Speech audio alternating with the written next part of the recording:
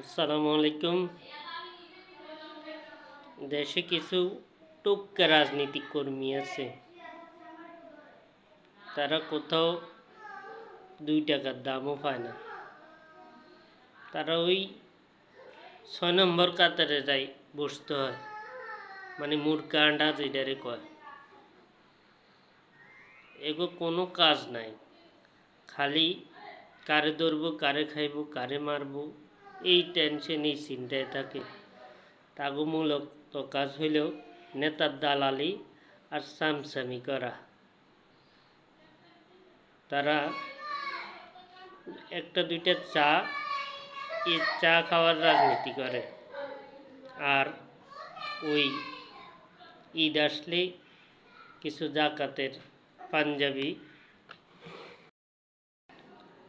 পাঞ্জাবি বা নেতার মা বাপ মরলে ওই ফকিরা খানা, খরাতি খানা দুবেলাই যাই বইথায়, ঈদ দূরে তাদের দৌড়।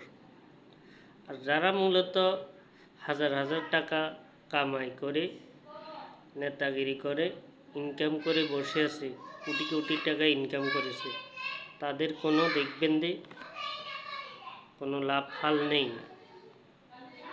ফেসবুকে উল্টাপাল্টা মানুষকে গালাগালি করা নেই, তারা শান্তশিষ্টভাবে মোটামুটি কাম সারাই নেয়। আর এই টোক্কা নেতাগুলো দেখবেন ফেসবুকে এরে দমক দিব, তারে দমক দিব, ওই এর দোকানে বাকি খাইব, ওই দোকানে বাকি খাইব, এই তাগো কারবার। আর খালি হামক দমক এই ছাড়া আর কোনো কাজ নাই। শুধু চুরি চামারি, এলাকার থেকে চুরি চামারি করব আর মানুষের হুমকি ধুমকি দিব, অসভ্য মার্কা আচরণ করব। তাদের এলাকার 2 টাকার দামও নাই। তো এই ধরনের সামসার টোক্কা নেতা থেকে সবাই দূরে থাকবেন, সতর্ক থাকবেন।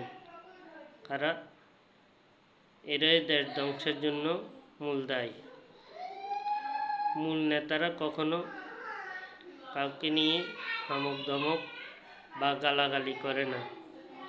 এই টোক্কা নেতা যেগুলো এই পিছিয়ে দাঁড়াই থাকবো, কোনো মতে এই নেতার মারা খানার লাগিয়ে বা ঈদে ওই 100 টাকা পাঞ্জাবি একটা পাওয়ানের লাগিয়ে এরাই দেখবেন যত সব গোলমাল এলাকায় হামাহামি করবে।